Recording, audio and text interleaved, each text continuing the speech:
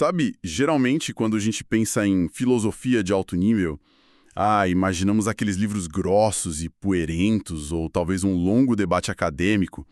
A expectativa é algo puramente mental, quase intocável, né? Uhum, com certeza. Fica só no mundo das ideias. Exato. Mas tipo, e se fosse possível engarrafar uma crise existencial em forma líquida? Nosso mergulho nas fontes de hoje, assim, a nossa missão aqui, foca numa bebida bem singular que mistura teoria literária densa com produção artesanal extrema. Vamos investigar a cerveja Beyond Good and Evil, criada pela Hill Farmstead Brewery. Certo, vamos desvendar isso. Como um conceito tão complexo ganha vida no mundo real? Olha, o que é fascinante aqui é a coragem de abraçar o peso de um conceito desses, porque Além do Bem e do Mal não é só um nome de impacto, sabe? É uma das obras mais famosas do filósofo Friedrich Nietzsche. Nossa, sim, um peso pesado da filosofia. Pois é, e é um texto que desafia toda a sabedoria convencional. Ele meio que exige que as pessoas transcendam aquelas caixas binárias de bem e mal, confrontando a própria natureza do que a gente considera ser a verdade. Tipo uma quebra de paradigma mesmo, né? Exato.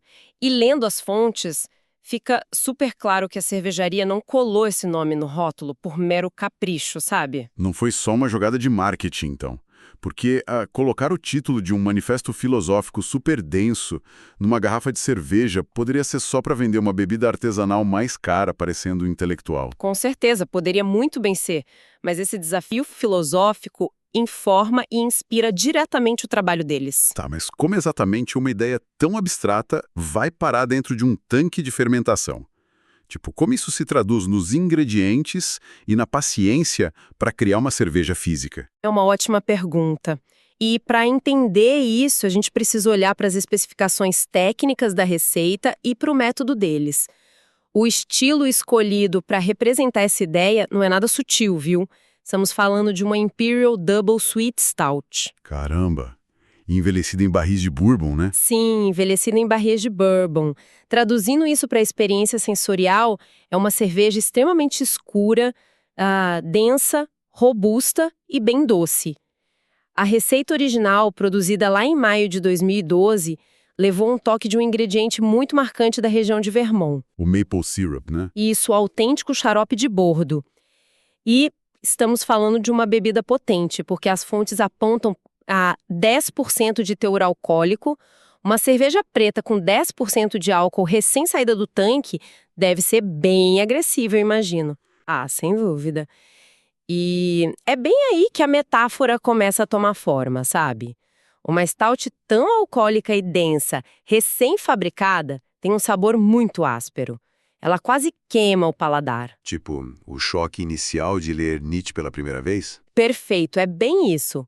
Bate forte e desafia os sentidos logo de cara. Mas o segredo dessa cerveja não tá só nos ingredientes, sabe? Tá no tempo. O tempo de envelhecimento. Exato. Eles deixaram essa mistura descansar lá, de forma quieta e contente, em barris de bourbon selecionados à mão por mais de 18 meses. Mais de 1 ano e meio. Mas, assim, o que esses 18 meses fazem na prática? O tempo meio que suaviza as arestas. O xarope de bordo traz uma doçura terrosa que equilibra a agressividade daquele álcool todo, enquanto a madeira do barril de bourbon adiciona notas complexas de baunilha e carvalho. E aí o que era cru e difícil de engolir vira algo reconfortante. E é aqui que a coisa fica realmente interessante, porque isso explica completamente os dados de recepção do público que a gente tem nas fontes. Os números são impressionantes. Porque pensa bem, se alguém ouve falar de uma cerveja de 10% inspirada em Nietzsche, a expectativa é algo divisivo, né? Tipo, ame ou odeie. Mas as estatísticas contrariam isso total. Ela tem uma nota de 4,53. Nossa, altíssima. Sim, e baseada em mais de 4.200 avaliações. É uma pontuação quase perfeita, o que é raríssimo para uma bebida tão pesada. E olha, um detalhe curioso das fontes, não tem listagem do IBU nela. O IBU é o índice de amargor, certo? Isso. Não listam o IBU porque o foco deles não é aquele amargor punitivo. É focado na complexidade e na harmonia que surgem depois de tanto espera. E as pessoas continuam buscando por ela freneticamente. Tem quase 4.800 check-ins únicos nas plataformas, com uma média constante de 16 por mês. O que mostra que não foi só um projeto passageiro. Exato, não foi um projeto de colaboração ou uma safra limitada que sumiu das prateleiras, sabe? Ela continua em produção. E se conectarmos isso a um panorama maior, faz todo sentido. Aquele longo descanso na escuridão do barril espelha o próprio processo que a filosofia propõe. Pode crer, porque transcender o lugar comum não é uma coisa que acontece da noite para o dia, né? De jeito nenhum. Exige muita paciência, uma introspecção profunda e a quebra de convenções. O mestre cervejeiro basicamente usou o tempo como uma ferramenta. Uma ferramenta para desconstruir a agressividade inicial. Exatamente. Transformando aqueles ingredientes super pesados numa obra perfeitamente equilibrada. Então, o que tudo isso significa no final das contas? Deixa uma provocação ótima para quem está escutando a gente. Se um mestre cervejeiro consegue capturar o desafio intelectual de Nietzsche numa garrafa de stout com xarope de bordo, que outros conceitos complexos a gente poderia traduzir em experiências físicas que podemos saborear no dia a dia, né? Olha, é definitivamente uma excelente provocação para se ter em mente na próxima vez que formos encher um copo e saborear algo novo.